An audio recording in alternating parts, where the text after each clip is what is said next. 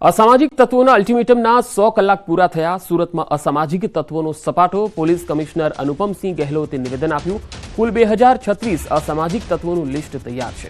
24 લોકોના પાસા, 100 લોકો તડીપાર, 9 લોકોના ઘરોનું ડિમોલિશન કરવાની કાર્યવાહી કરાઈ તો 16 લોકોના ઘરોને ગેરકાયદે વીજ કનેક્શન દૂર કરાયા। 200થી વધુ લોકોના વાહનો જપ્ત કરાયા તો 350 જેટલા હાર્ડકોર આરોપી સામે સખત કાર્યવાહીની તજવીજ કરવામાં આવી। કેટલાક લોકો શહેર છોડી ભાગી ગયા છે। પોલીસ દ્વારા રેન્ડમલી કાર્યવાહી કરવામાં આવશે। 2036 જેટલા લોકોના નામ અમે જો આઈડેન્ટિફાઈ કરેલા છીએ, જેમાં લગભગ 200 થી વધારે બુટલેગર છે, જુગારિયા છે એમાં, અને શરીર સંબંધી વાળા જો છરી से મારવાના, ધોકા મારવાના, બારંબાર લોકોનો રંજાડે, એના કરીબ 350 જેટલા લોકો છે જો અને સાથોસાથ જો ચેન સ્નેચિંગ કરવા વાળા, મોબાઈલ લૂંટવા વાળા, આ પ્રકારના એક્ટિવિટી કરવા વાળા લગભગ 1000 જેટલા છે। અને પછી જો ગુસ્સી ટોક ના જો અલગ અલગ જૂના સમયમાં જો લુખાઓ સંગઠિત થઈને જો અપરાધ કરતા હતા, એવા કુલ 300 થી વધારે ગુસ્સી ટોકના અને બીજા જો સંગઠિત અપરાધોના ગુનેગારો છે। આ બધા મળાઈને કુલ 2000 થી વધારે લોકોની એક લિસ્ટ અમે લોકો બનાવી જોઈએ। અમદાવાદમાં પોલીસની કાર્યવાહી બાદ પણ બુટલેગરો બેફામ। બોડકદેવમાં બુટલેગર અને પોલીસ વચ્ચે ફિલ્મી દ્રશ્યો સર્જાયા।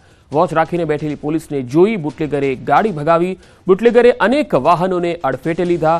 લોકોએ બુટલેગરને મારવા માટે બૂમાબૂમ કરતા વાતાવરણ તંગ બની ગયું હતું। આખરે પોલીસે બુટલેગરને ઝડપી લીધો। ડિલિવરી આપવા આવેલા કિરણ ઠાકોરને ઝડપી લેવાયો। બિયરના ટીન અને દારૂની બોટલો સહિત 4.53 લાખનો મુદ્દામાલ મળી આવ્યો। સ્થાનિક બુટલેગર ભાવેશને જથ્થો આપવાનો હોવાની આરોપીએ કબૂલાત કરી હતી। તો પોલીસની કાર્યવાહી બાદ આ તસવીરો તમે જોઈ શકો છો। બુટલેગર અને પોલીસ વચ્ચે જે ફિલ્મી દ્રશ્યો સર્જાયા હતા। વોચ રાખીને બેઠેલી પોલીસને જોઈ અને બુટલેગરે કાર ભગાવવાની કોશિશ કરી હતી।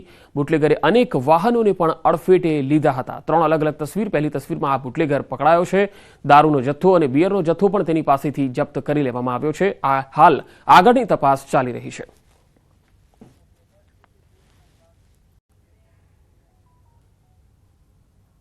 ગીર સોમનાથ એલસીબી પોલીસ અને કોડીનાર પોલીસનું કોમ્બિંગ। કોડીનાર શહેરમાં કોમ્બિંગ હાથ ધરાયું। શહેરના 29 ગુનેગારોના ઘરે તપાસ ચાલી રહી છે। પોલીસ પહોંચે એ પહેલા જ મોટા ભાગના ગુનેગારો ઘર છોડી ફરાર થઈ ગયા। 2 જગ્યા પરથી હથિયાર મળી આવ્યા। ગુનેગારોના બાંધકામ અને વીજ કનેક્શનની પણ પોલીસે વિગતો મેળવી હતી। 2 જગ્યાએ સર્ચ કરવાથી હથિયારો મળેલ, છરી અને કુવાડી જેવા, એના અમે કેસ કરવાની કાર્યવાહી ચાલુ છે। એ સિવાય 6 વાહનો ડિટેન કરેલ છે અને આ કાર્યવાહી સતત ચાલવાની છે। ઘણા બધા ગુનેગારો છે એ પોતાના ઘર મૂકી અને ઘર બંધ કરીને પણ વયા ગયા છે, પરંતુ એની માહિતી બધી એકઠી થઈ રહી છે।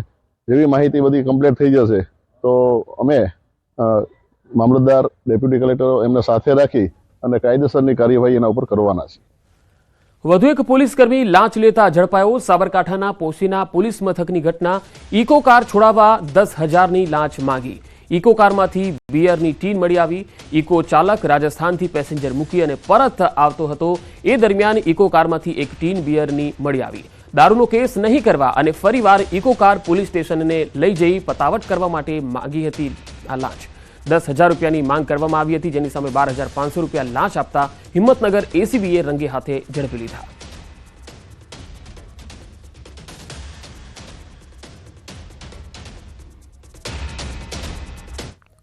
મહેસાણામાં એરગન લઈ સીન સપાટા કરનારનું પોલીસે પાણી ઉતારી લીધું। 8 મહિના અગાઉ સોશિયલ મીડિયા પર મૂકેલ વિડીયો વાયરલ થયો હતો। કડીના બાવલુ પોલીસે યુવકને ઝડપી અને પાઠ ભણાવ્યો। પકડાયેલ યુવક કડીના અગોલ ગામનો હતો।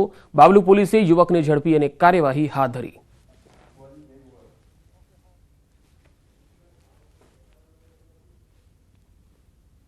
આ સોશિયલ મીડિયા પર મારો વિડીયો વાયરલ થયો એ આજથી મેં 8 મહિના પહેલાં બનાવેલો હતો।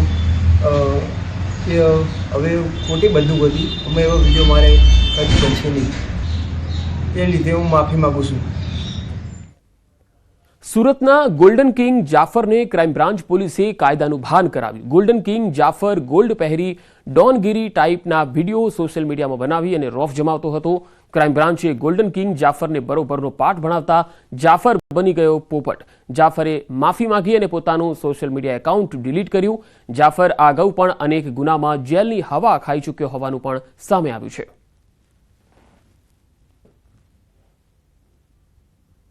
मैं रील्स बनाता था पहले, और अभी गुनहगारी सब छोड़ दो, और अभी और इंस्टा बनाने का मेरे को शौक था और गोल्ड पहनने का शौक था। अभी गुनहगारी मैंने छोड़ दिया, मेरा अकाउंट ब्लॉक कर दिया वो मैंने। और सबकी रीत से जियो अच्छे से, और जीवन निभाओ। सब जीवन छोड़ दो, ये गुनहगारी छोड़ दो। मैंने भी छोड़ दिया गुनहगारी और ब्लॉक कर दिया अकाउंट इंस्टा का।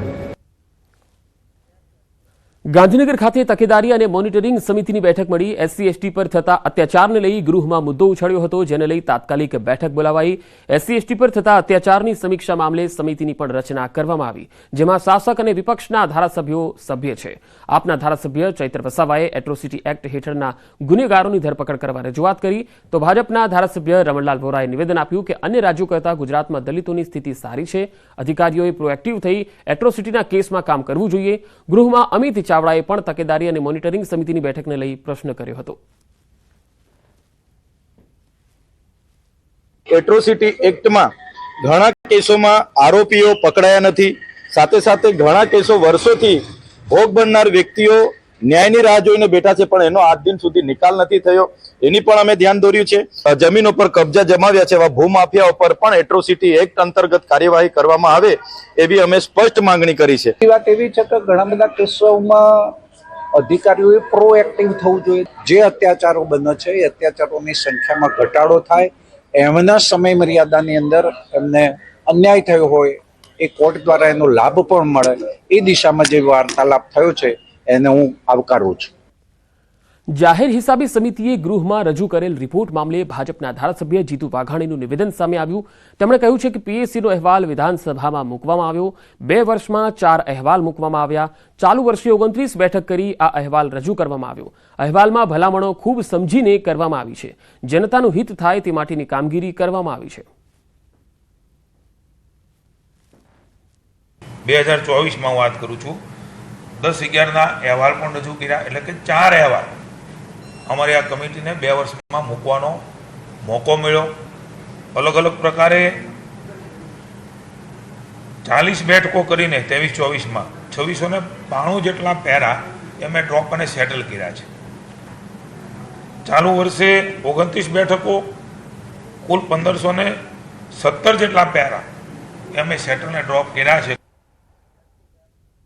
વડોદરામાં માતા પિતા માટે લાલબત્તી સમાન કિસ્સો સામે આવ્યો. ડેસરની 4 વર્ષની બાળકી એલઈડી બલ્બ ગળી ગઈ. ચોકલેટ સાથે ફ્રી આવેલ રમકડાએ 4 વર્ષની બાળકીનો જીવ જોખમમાં મૂક્યો. ચોકલેટ ખાઈ બાળકી લાઇટવાળા રમકડાથી રમી રહી હતી. રમતમાં બાળકી રમકડામાં આવેલ એલઈડી બલ્બ તાર સાથે ગળી ગઈ. માતાને જાણ થતાં બાળકીને સારવાર માટે હોસ્પિટલમાં લઈ જવામાં આવ્યા. સોનોગ્રાફી અને એક્સરે કરાવતા બાળકીના શરીરમાં આડી થઈ ગયેલ તાર સાથેની એલઈડી લાઇટ જણાઈ આવી. તબીબી ટીમે એન્ડ્રોસ્કોપી કરી અને બાળકીના શરીરમાંથી એલઈડી બલ્બ બહાર કાઢ્યો. શેખ ફળિયામાં રહેતી અકીલા હુસૈન દિવાનને ડેસરની ખાનગી હોસ્પિટલમાં ખસેડવામાં આવી. વધુ માહિતી મેળવીએ. વડોદરાથી સંવાદદાતા હાર્દિક દીક્ષિત જોડાયા છે. હાર્દિક, આ એક જટિલ સર્જરી જે છે એ કરવામાં આવી અને આ બાળકી એલઈડી બલ્બ જે છે એ ગળી ગઈ. આખી ઘટના કેવી રીતે બની અને પછી કઈ રીતે તેમાં સફળતા મળી તબીબોને? બિલકુલ પંકજ, આ ઘટના પરથી એક સબક લેવાની જરૂર છે કે એક 5 રૂપિયાની ચોકલેટ જે છે તે બાળકના જીવને જોખમમાં મૂકી શકે છે. આ ઘટના બની તે ડેસરમાં બની. એ ડેસર તાલુકો જે છે તે એક નાની બાળકી જે છે તે 5 રૂપિયાની ચોકલેટ લઈને આવી હતી અને સાથે એક એલઈડી બલ્બ હતો.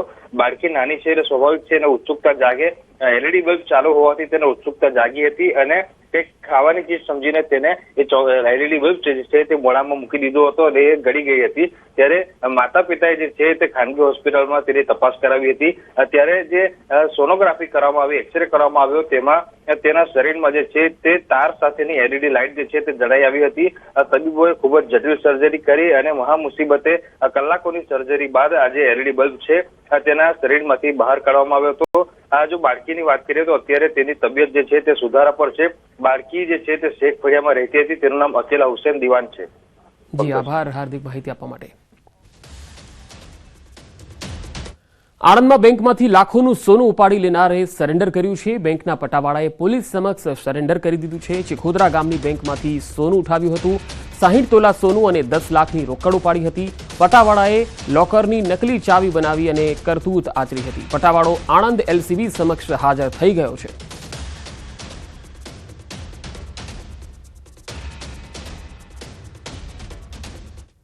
મહેસાણા પોલીસની દાખલારૂપ કાર્યવાહી. સગીર વિદ્યાર્થીઓએ વાહન ચલાવ્યા, વાલીઓ વિરુદ્ધ ફરિયાદ થઈ છે.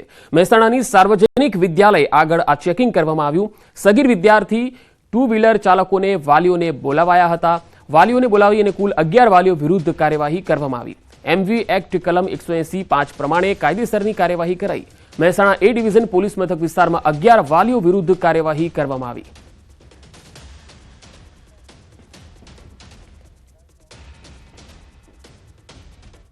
રાજ્યના વધુ સમાચાર જોઈશું. હાલ રોકાઈશું એક વિરામ માટે.